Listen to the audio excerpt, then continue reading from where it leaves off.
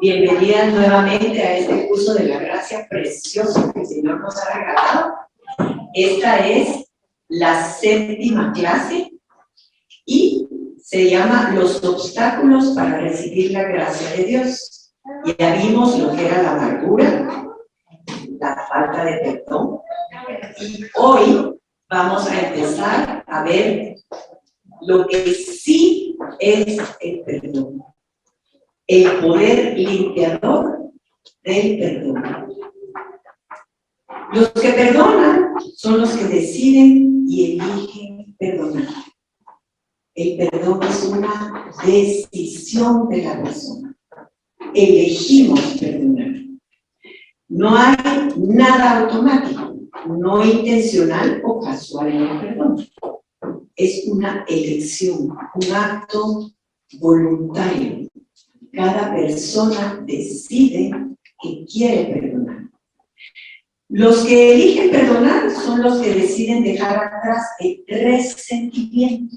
¿Se recuerdan qué es la palabra resentimiento? Quiere decir volver a sentir. Entonces, los que deciden dejar atrás el resentimiento y el deseo de castigar. Esas personas tienen voluntad y disposición de renunciar a todo reclamo por la compensación de una ofensa. En realidad, cancelan la deuda que siente que otra persona tiene hacia ellos. El perdón permite a la persona dejar ir la ira reprimida, el resentimiento, la amargura, la vergüenza, el dolor, la culpa, el odio y toda otra emoción que se oculte en lo profundo del alma y que enferme a esa persona emocional y físicamente. La falta de perdón generalmente enferma físicamente a la persona y tenemos que tenerlo muy en cuenta. Por lo general, el verdadero acto de perdón es catártico. ¿Qué quiere decir catártico? Purgante. ¿Se imaginan? El verdadero acto de perdón es como un purgante, que nos saca todo ese veneno que teníamos dentro y quedamos limpias y libres. Y la persona entera se siente albergada o aliviada por un manto de paz. El perdón hace que se esfumen las capas de dolor. Esa falta de perdón, muchas veces hemos perdonado, pero aún hace falta. Y es como la cebolla, que vamos quitando capas y capas y capas hasta que se acaba la cebolla. Y generalmente hay dolores tan grandes que cuesta perdonar. Cuesta perdonar. Entonces, por eso es que esto es como capas que se van esfumando, ¿verdad? Y sana lo rudo y áspero del dolor emocional. Decir, te perdono, es como darse una ducha emocional. El perdón limpia y libera el alma aprisionada. Cuando no perdonamos, estamos en una prisión y nosotros somos los mismos que estamos metidos dentro de esa prisión. Estamos aprisionados. ¿Cómo debe ser el perdón? El perdón debe de ser pronto. El resentimiento es un veneno. Si nos pica una serpiente y sacamos pronto el veneno de la herida, no nos hará daño. Si lo dejamos dentro, se extenderá por todo el cuerpo. Y por eso conviene sacar el veneno antes que la herida empiece a hincharse o a envenenarnos. El perdón debe de ser continuo, constante, continuamente. Si necesitamos perdonar todos los días a esa persona, continuamente lo debemos de hacer. La Biblia indica que debemos perdonar continuamente. Eso es difícil cuando la ofensa es repetitiva o que viene de un ser querido o pariente. Cuando nosotros constantemente estamos recibiendo gritos, enojo, reclamos, es difícil perdonar. Es difícil ver de limpiar diariamente ese enojo. Entonces, necesitamos todos los días podamos perdonar. Y Jesús nos enseña que el perdón debe llegar a convertirse en una norma de vida. ¿Y hasta dónde debo de perdonar? 2 versículos antes de la parábola del funcionario deudor y el rey, Pedro le había hecho esta pregunta a Jesús. Mateo 18:21. Entonces Pedro fue y preguntó a Jesús: Señor, ¿cuántas veces debería perdonar a mi hermano si me hace algo mal? Hasta 7. En ese tiempo los rabinos judíos enseñaban que se debía perdonar a alguien 3 veces. La 4ª vez no tenías que hacer. Pedro no estaba haciendo una pregunta teológica. Quizá alguien lo había ofendido ya 4 o 5 o 6 veces y esta era la 7ª vez que lo ofendía. Y Pedro sintió que ya había sido más que compasivo con esa persona. Estaba preguntando: Jesús, ¿cuánto es ya demasiado? ¿Dónde está el límite? Y Jesús le contestó: no te digo hasta 7 veces, sino hasta 70 veces. A veces es la cantidad de ofensas repetitivas, a veces es la gravedad de una sola ofensa lo que hace difícil perdonar, porque sentimos que pasó el límite, que ya fue demasiado. ¿Cuántas mujeres han vivido acosadas constantemente por sus esposos o por los hijos o por los parientes diariamente? Y tienen que perdonar diariamente, pero muchas veces llega a un límite que hay que tal vez separarse de esa persona, perdonar y no seguir en el mismo caminar. Lo que Jesús le estaba diciendo a Pedro es: la gracia siempre es mayor. Y lo que te pide hoy Jesús a ti es tu disposición de intentarlo. Eso es lo que Jesús te está pidiendo. Ese es el primer paso del camino para perdonar.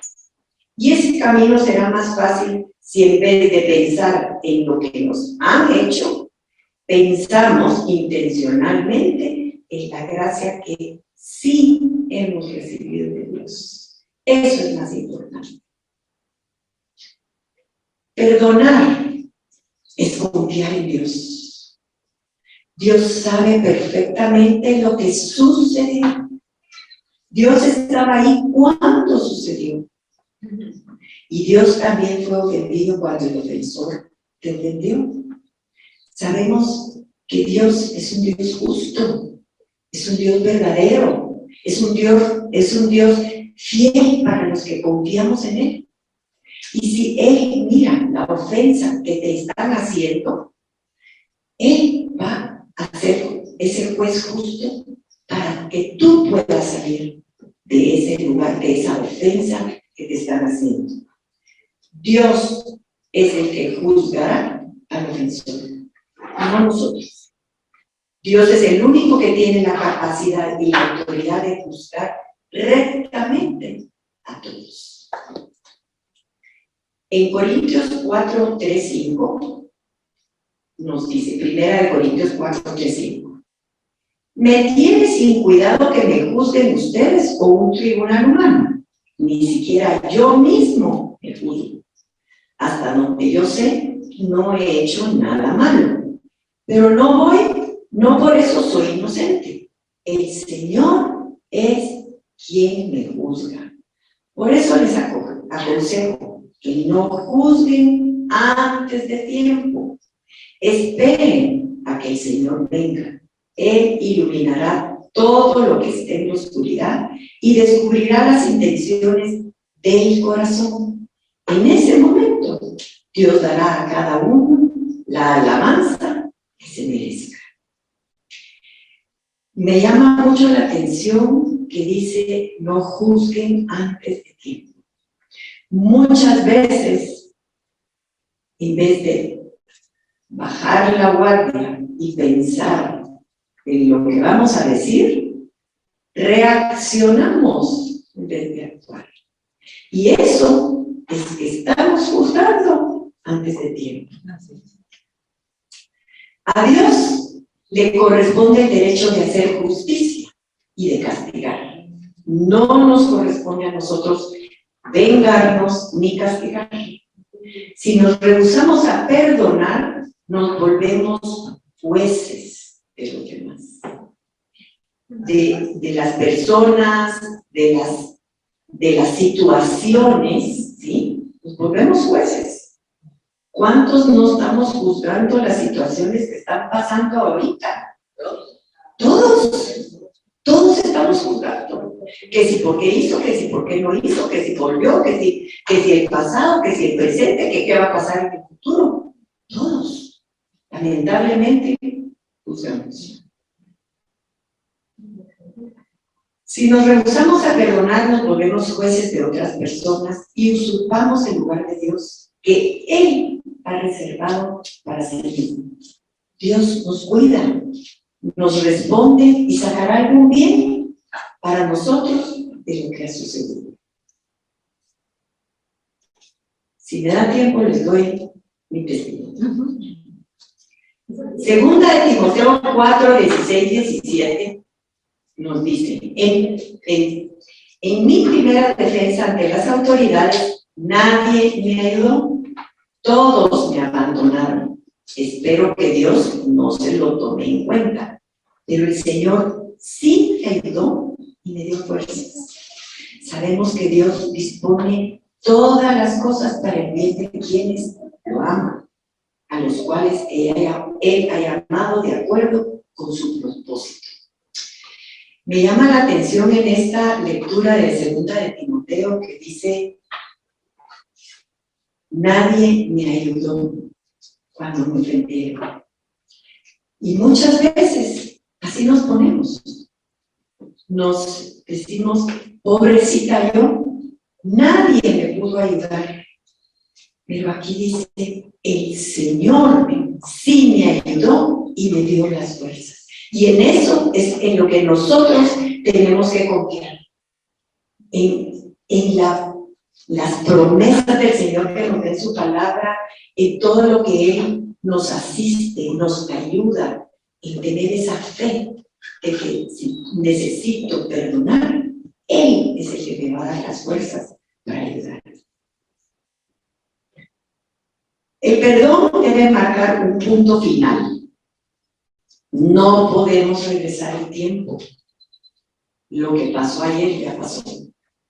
Y cambiar el pasado tampoco podemos. Pero la única forma en que se empiezan a sanar las heridas y se empieza a olvidar es perdonando de una vez por todas y volteando la página. Lamentablemente somos, como dice, que tenemos mente de elefante, ¿cierto? ¿No? Que no se nos olvida. Muchas veces se nos olvida lo bueno, pero lo malo que nos han hecho, ahí está.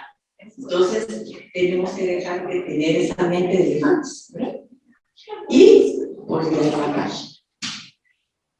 Es importante que debemos tomar la decisión de rehusarnos a sacar y a reducir el incidente de ahí en adelante ante el ofensor, en público y en nuestra mente y corazón. Miren, cuando de verdad perdonamos, es bien importante que no volvamos a reclamar a la persona que ya perdonamos lo que pasó. Y menos frente a personas desconocidas. De verdad, es gravísimo hacerlo. La sanación de las heridas y el olvido se puede lograr con voluntad, decisión, perdón y la ayuda del Espíritu Santo. Sin el Espíritu Santo y la gracia de Dios, no podemos perdonar. Nos cuesta muchísimo. Cuando perdonamos sinceramente con el corazón, podemos alcanzar el punto donde recordar la ofensa ya no nos produce dolor emocional, porque la herida ha sanado. Y ese es el ejemplo más grande. Cuando la herida ha sanado, es porque ya no nos produce ese dolor en nuestro corazón emocionalmente. Nuevamente, perdonar es una decisión. Perdonar no tiene nada que ver con la justicia, no tiene nada que ver con que el ofensor restituya lo ofendido. Porque miren, cuántas personas llegan a juzgados, a esto y al otro, y si no perdonan, igual va a quedar ahí la ofensa. Aunque el ofensor les haya pagado, hayan ganado el juicio, hayan hecho, hayan vuelto, si no hay perdón, seguirán en lo mismo y seguirán dándole vueltas al asunto el resto de su vida. Así es. Perdonar tiene que ver con la gracia y misericordia de Dios. Si queremos recibir gracia, debemos también darla. Cuando nosotros recibimos esa gracia de Dios y la reconocemos como nuestra, porque es un regalo de Él, podemos también darla. Perdonar es la sincera decisión de liberar, exonerar. ¿Qué es exonerar? ¿Qué quiere decir exonerar?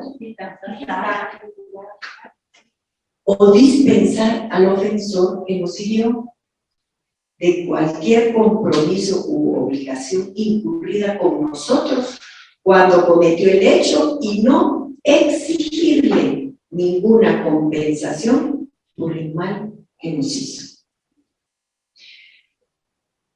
Generalmente, no siempre, cuando nos han hecho una herida, ¿cómo respondemos? Devolviendo esa herida, ¿sí? O devolviendo ese enojo o esa forma de que nos hirieron. Entonces, eso es perdonar, dejar ahí, ¿ok? También yo hice un daño al otro, pero perdonar lo que me hizo a mí es dejarlo por un lado, antes de reaccionar, perdonar. Y no exigirle ninguna compensación, como decir, ok, yo ya te perdoné, ahora tú, ¿qué me debes a mí? ¿Me invitas a almorzar? Ahí vas a almorzar. Quiero una bijolita, por ejemplo. Bueno, tu dolor es tan grande que no crees que puede desaparecer si perdonas. Ese dolor tan grande es lo que te impide dar el primer paso y perdonar. Sabemos que la falta de perdón produce un dolor incomparable. De verdad, es duro el dolor que se siente cuando uno no ha perdonado. Y como vemos, ¿qué fue lo primero? ¿El huevo o la gallina?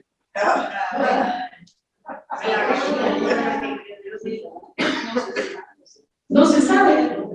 No se sabe. Entonces tenemos dos opciones.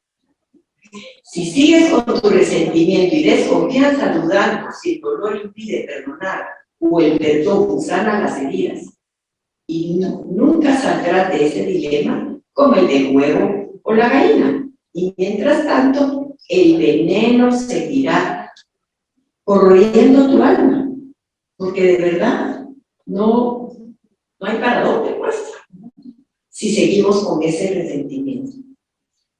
si para decidirte a perdonar vas a esperar a sentir deseos de perdonar, ten por seguro que va a pasar un tiempo en el cual a tu corazón no le irá muy bien y probablemente a tu cuerpo tampoco, porque te vas a enfermar. ¿De qué? Pues del hígado, de los riñones, de la gastritis, del reumatismo, todo. Entonces, vas a esperar a sentir perdonar, a darle vueltas tanto en el asunto, que el tiempo pasa y la que se arruina es uno mismo. Esa es la verdad. Si para dejar de sentir enojo y amargura vas a esperar dejar de sentirte enojado o enojada, o amargado o amargada, esperando que el tiempo todo lo borre, buena suerte con eso. Ten por seguro que va a pasar un buen tiempo antes de que exista esta posibilidad de que lo logres solo así, si es que lo llegas a lograr. Y mientras ese tiempo pasa, puede que tu vida y la vida de tu familia se den cambios que después ya sea más difícil o quizá hasta imposible revertir. Y eso lo hemos visto en familias, que lamentablemente cuando no se ha hecho un perdón que ha pasado por mucho tiempo, las familias quedan desunidas impresionantemente. Y da mucha tristeza ver familias deshechas por la falta de perdón. Pero tenemos otra opción.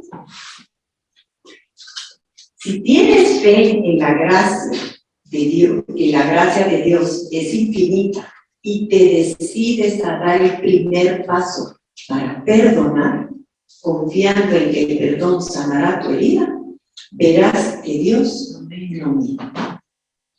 Pero ¿quién tiene que dar el primer paso? Uno.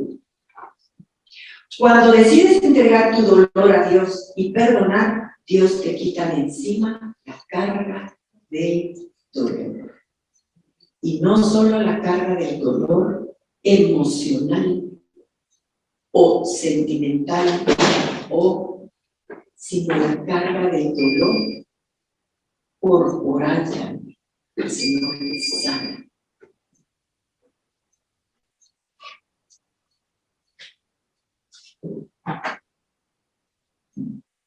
Perdón parcial versus perdón total. El perdón superficial o parcial no trae limpieza emocional. Ahí nos queda el enojo aún. Cuando uno perdona parcialmente a otro, quizás sienta que disminuye sus sentimientos negativos, pero no gana libertad emocional ni paz en el corazón. Y miren, ganar esa libertad, esa paz en el corazón con el perdón es tan importante, porque el único que va a salir ganando de todo eso es uno mismo. El perdón parcial suele darse en la mente, en nuestros pensamientos. La gente perdona porque cree que hay que hacerlo o que es buena idea. Pronuncian las palabras y creen que han perdonado, pero en lo profundo de su corazón y sus recuerdos, la ofensa sigue disparando sentimientos de dolor y resentimiento. Hay ofensas de verdad que cuesta perdonar y salir de ellas, pero solo con la gracia y el Espíritu Santo podemos lograrlo. La persona que perdona parcialmente siente reconciliación parcial. Los intentos por restaurar la amistad fracasan. Siguen surgiendo los recuerdos dolorosos, poco afecto hacia la persona que nos ha ofendido. Y eso es bien importante. Vemos cómo en matrimonios dizque perdonan, se perdonan parcialmente, ¿y qué sucede?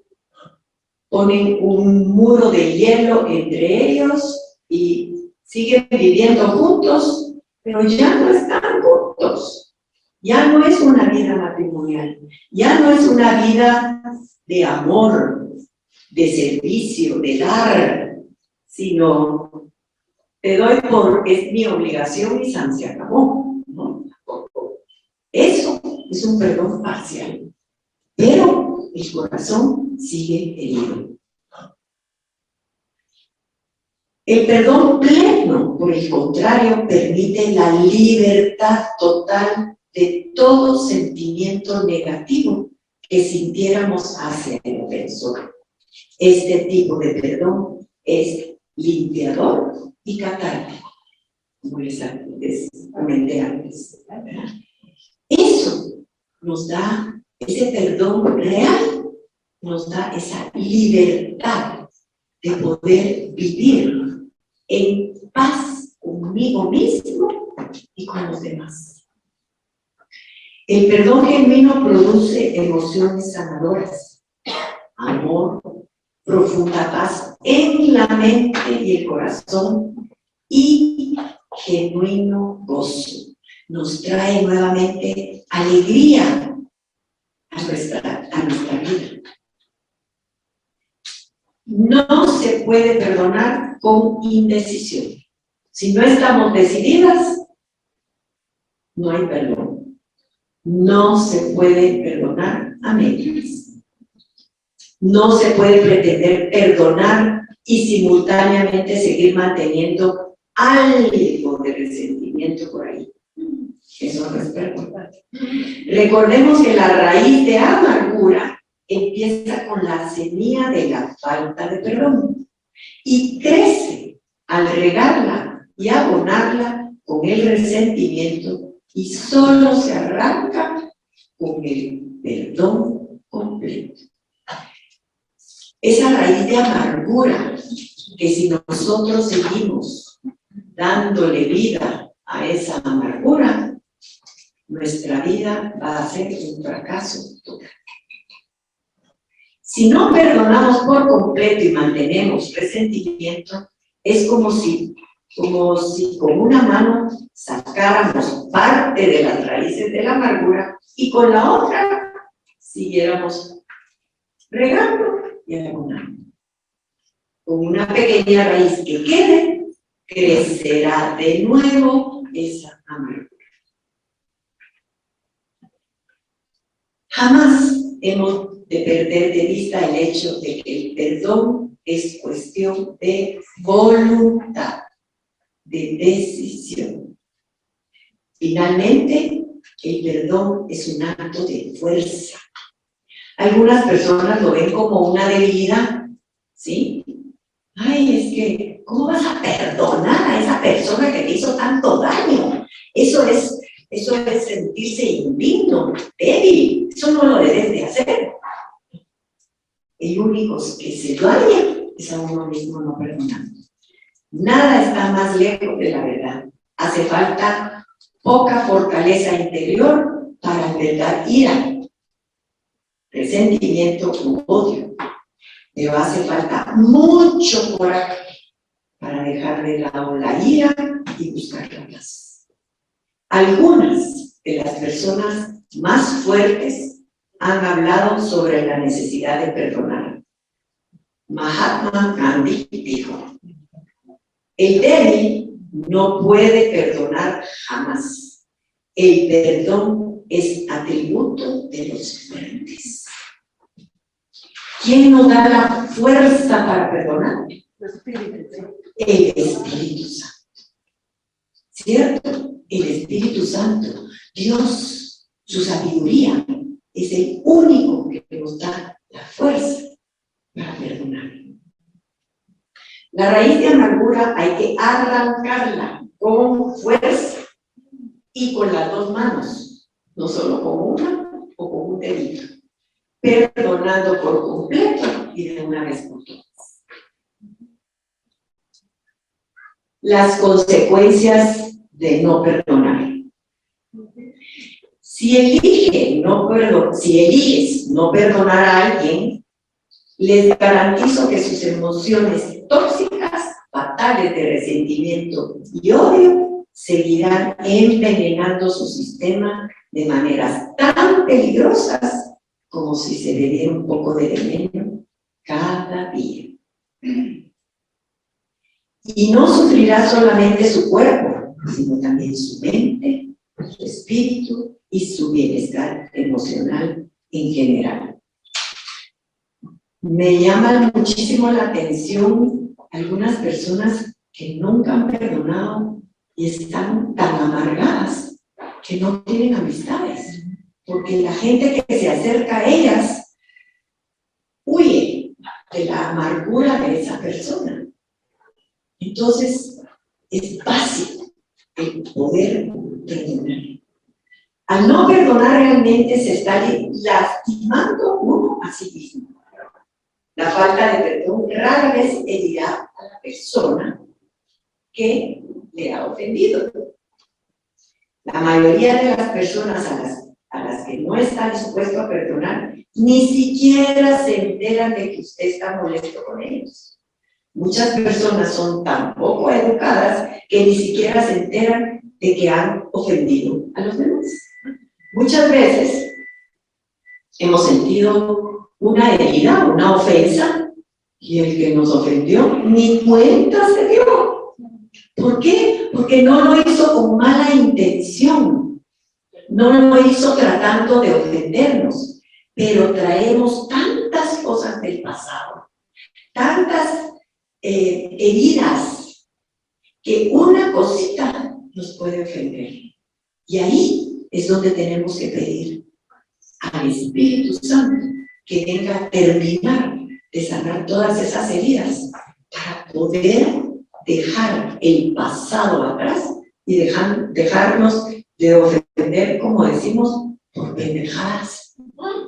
Es cierto, es que de verdad, a veces nos ofendemos por cosas que el otro dice, yo no te dije eso, y uno lo tomó totalmente por otro lado, ¿verdad?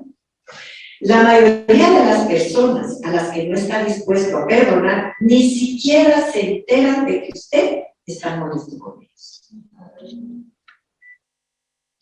El perdón es un acto sagrado ante Dios. Segunda de Corintios 2:10 nos dice: así que aquel a quien ustedes perdonen algo, también yo se los perdono. Y se lo perdono si es que había algo que perdonar por consideración a ustedes y en presencia de Cristo. Es bien importante esta cita. A quienes ustedes perdonen algo, dice, y se lo perdono si es que había algo que perdonar. Porque como dice, muchas veces, como les dije anteriormente, muchas veces la persona se ofende, bueno, y se aleja de uno y uno ni siquiera sabe qué está pasando entre esa persona y yo. Entonces dice uno, bueno, voy a tener que ir a averiguar qué está pasando. Y llega uno y le dice, mira, no sé qué está pasando, te ofendí en algo, es que me hiciste esto y el otro aquí, y uno en la luna de saber que lo había ofendido. Entonces, también uno tiene que ver todas esas cosas en las demás personas y verlo en uno también.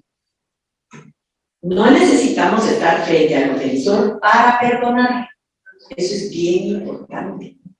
San Pablo estaba lejos de Corinto cuando escribió esto. Él extendió su perdón a ese individuo expresándose a nuestro Señor Jesucristo. Para el Señor no hay distancia, no hay lugar, no hay tiempo, ¿sí?, en que nosotros podamos sentarnos ante Él en oración para perdonar a esa persona, aunque ya haya muerto, ¿sí? Aunque esté viviendo lejos, aunque ya no tengamos nada que ver con ella, pero perdonar es para nuestra sanación. No, inclusive tal vez la otra persona ni cuenta se va a dar, pero nosotros sí vamos a sanar. Eso es mucho más importante que decírselo al ofensor, lo cual no siempre es posible y a veces quizás no sea lo más conveniente. Por ejemplo, una ofensa leve que el ofensor ni sabe que nos hirió, ¿qué ganamos con decirle te perdono? No ganamos nada. Otra cosa bien importante, debemos perdonar ante Dios. Porque el perdón a quienes nos ofenden es un acto de respuesta ante el perdón que Dios nos ha otorgado a nosotros a través de su Hijo Jesucristo en la cruz. Es que, de verdad, yo creo que cuando nosotros tenemos falta de perdón, lo primero que tenemos que ir a pedirle perdón es al Señor y decirle, Señor, he guardado este odio, este rencor en mi corazón, perdóname. Todos cometemos errores, pero sí necesitamos pedirle ese perdón al Señor. Y aparte de eso, perdonar ante Dios esa gracia de su perdón. Porque si Él nos ha perdonado, ¿cómo nosotros no podemos perdonarles? Es cierto, somos humanos y nos cuesta. Pero Cristo, siendo humano, nos perdona. ¿Sí? Una vez tomada la decisión de perdonar, debemos buscar un tiempo a solas con el Señor, arrodillarnos y orar con un corazón dispuesto. En oración debemos pedirle perdón a Dios por nuestra amargura y resentimiento, entregarle las ofensas recibidas, entregarle las heridas que nos provocaron, entregarle todo nuestro dolor y perdonar al ofensor delante de Dios, agradeciendo a Dios también por el perdón que Él nos otorga a nosotros. Es bien importante que antes de ir a pedir perdón, oremos. Oremos y miremos qué fue el error que yo cometí también, o si solo fue contra mí, porque soy el ofensor. De verdad, pedirle perdón al Señor y en oración pedirle que nos dé la fuerza del Espíritu Santo para poder perdonar a esa persona que nos hirió. Sin eso, no lo vamos a poder lograr, de verdad. Perdonar es obedecer a Dios. Dice Lucas 6:37, no juzguen y no se les juzgará. No condenen y no se les condenará. Perdonen y se les perdonará. Esta cita es muy importante. Como lo dijimos antes, muchas veces juzgamos y no conocemos. Muchas veces condenamos y no conocemos la verdad completa. Muchas veces conocemos un lado de la moneda, pero no el otro. Entonces no podemos condenar. Perdonen y se les perdonará. Por último, que es lo bien difícil, perdonarse a sí mismo. Definición de culpa. El diccionario define la palabra culpa como un sentimiento de responsabilidad o remordimiento por alguna ofensa, crimen o equivocación, ya sea real o imaginario. Desde el punto de vista moral y espiritual, la culpa es el sentimiento de haber fallado, es un sentimiento de estar en una mala relación con Dios. Entonces, si la ofensa es un pecado real, ¿sí? La culpa es real. Pero si la ofensa y pecado es imaginario, la culpa es falsa.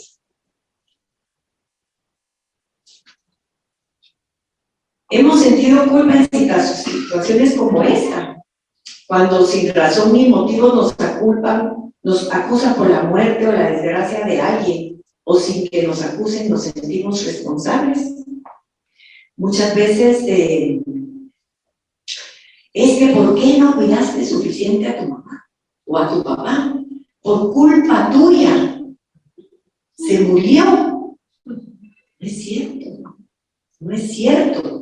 El Señor se lo llevó en el momento en que Él quería. Y ahora con el coronavirus, ¿quién lo infectó? Sí, ¿quién lo infectó con el COVID? ¿Quién lo infectó? Es tu culpa porque tú llegaste y llevabas el virus y lo infectaste y por tu culpa se murió. Eso es cierto. Sí, así fue. Sí. Cuando tratamos de corregir el error de alguien o lo aconsejamos, pero no lo acepta, ¿sí? Esas son situaciones que muchas veces nos sentimos culpables. Culparnos a nosotros mismos por las decisiones de nuestros hijos adultos, de nuestra pareja o de nuestros padres. Miren, esto es bien importante. Hay personas que el hijo, después ya de adulto, empieza a meterse en drogas, en alcohol. ¿Y quién se siente culpable? ¿O a quién le echan la culpa? A los papás. Ya siendo adulto, el otro es responsable de su vida. Pero al echarle la culpa a los papás, ¿cómo se van a sentir? ¿Verdad? El culpable es el responsable de sus actos, nadie más.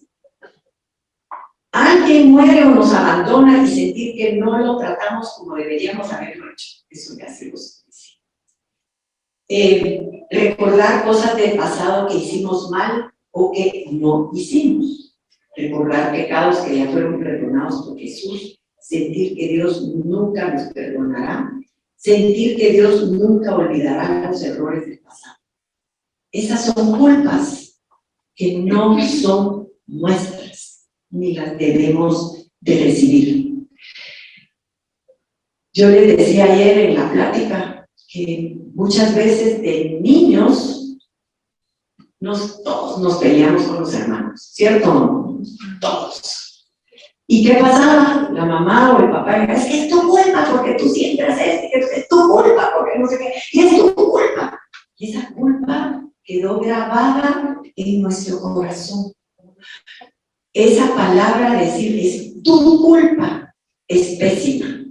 De verdad, deberíamos de quitarla de nuestro vocabulario, porque las heridas que se hacen son grandes, muy grandes, ¿sí?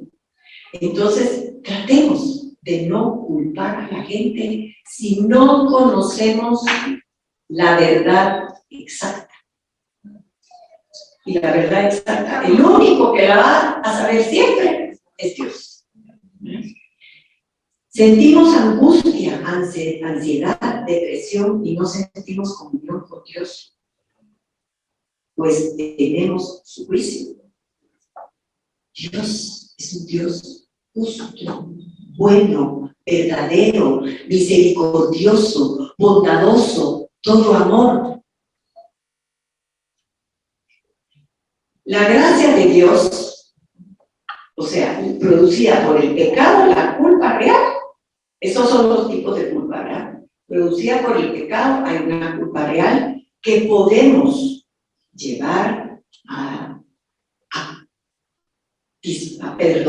pedir perdón, pues, o a rehacer lo que hemos hecho mal, ¿verdad? ese sentimiento de culpa que viene de la conciencia. Estamos conscientes de que lo que hicimos estuvo mal hecho. Y eso es producida por el Espíritu Santo que viene de adentro y que busca que nos arrepintamos.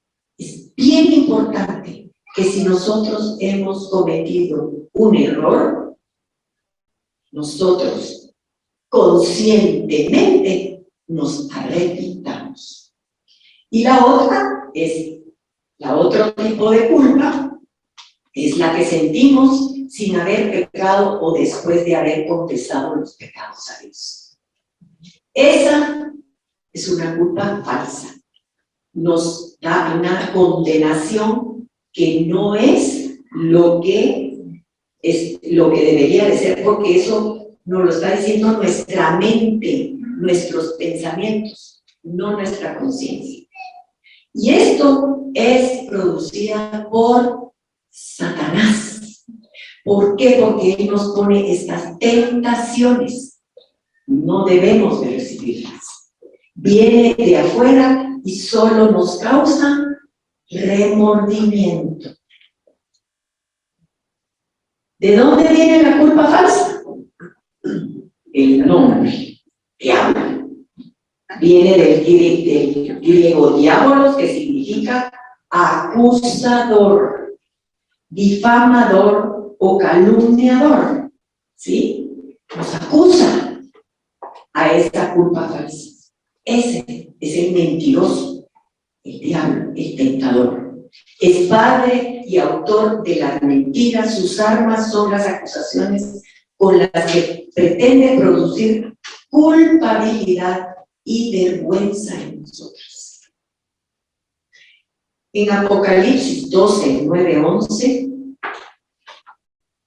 dice: así que fue expulsado el gran dragón, aquella serpiente antigua que se llama Diablo y Satanás, y que engaña a todo el mundo. Él y sus ángeles fueron lanzados a la tierra.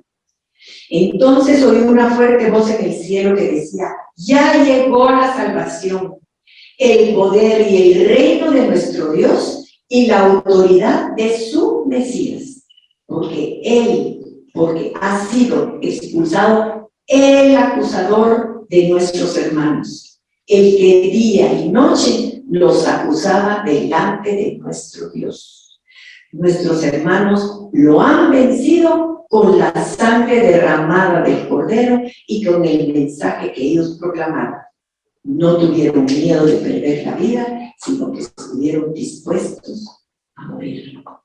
¿Quién nos ha traído esa salvación? Cristo Jesús. ¿Quién ya expulsó al acusador? Jesús. Entonces, ¿en quién tenemos que poner nuestra total confianza? En el Señor. ¿Cómo podemos diferenciar entre la convicción del Espíritu Santo y las acusaciones y condenación del diablo? Segunda de Corintios 7:10 nos dice: pues la tristeza, según la voluntad de Dios, conduce a una conversión que da por resultado la salvación, y no hay nada que lamentar.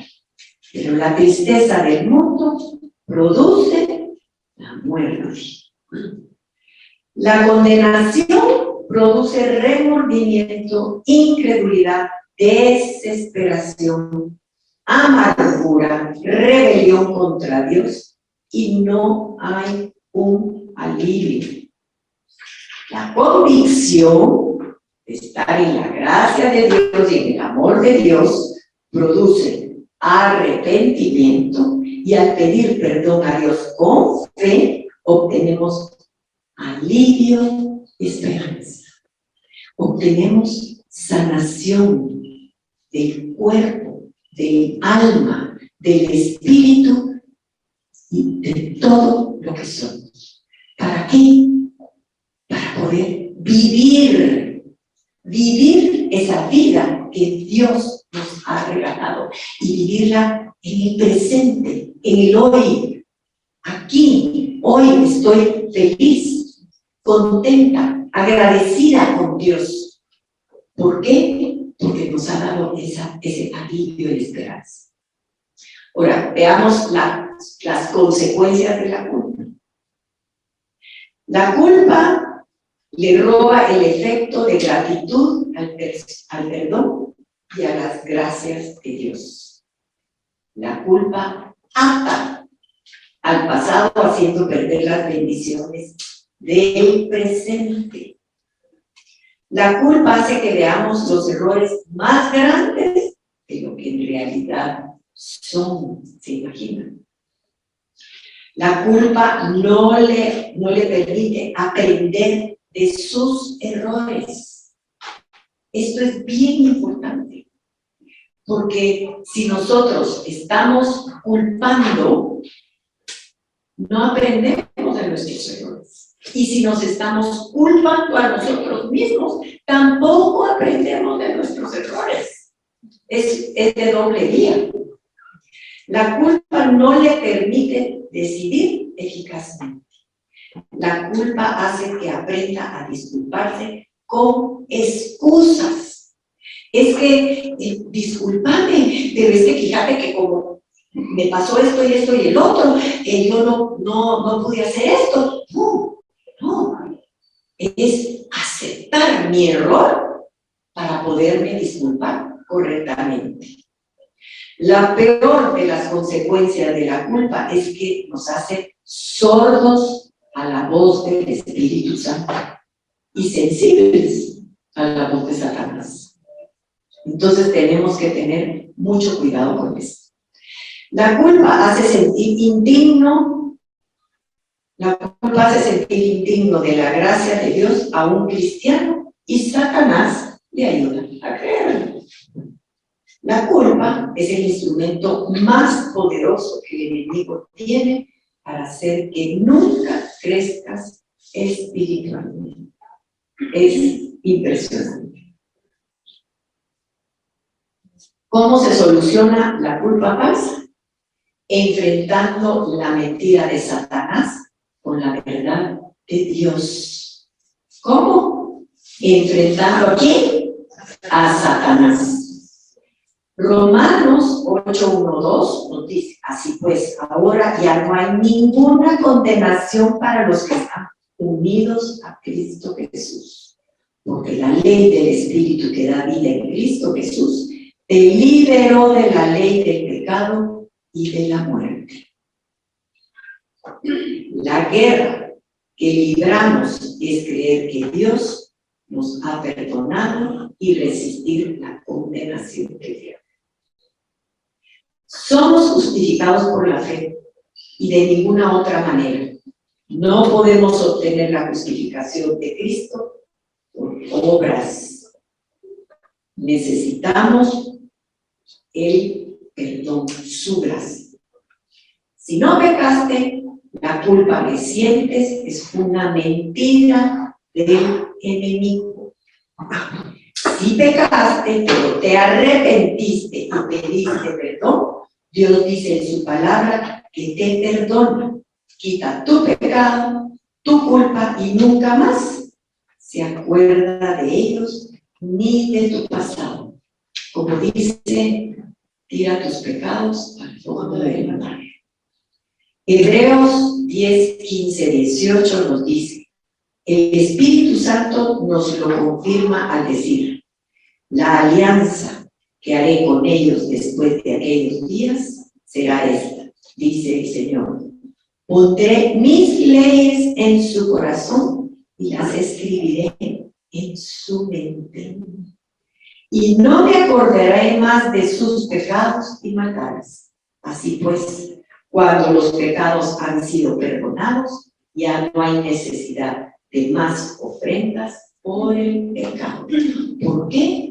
Porque Cristo ya se ofreció a sí mismo con nuestros pecados. Créele a Dios porque es verdad. A través de una plática escuché que la palabra perdonar, si nos fijamos, perdonar tiene un prefijo que quiere decir a través de. El per quiere decir a través de. Entonces, es como perdonar, perseguir, perturbar, perdurable. Son prefijos que a través de esto, digamos, perdurable, sigue durando. Perseguir, seguimos persiguiendo, seguimos siguiendo las cosas, ¿verdad? Y así es perdonar, es donarnos, seguir donando lo que Dios, el amor y el perdón de Dios nos ha regalado. Perdonar es donarse. Amén. Amén.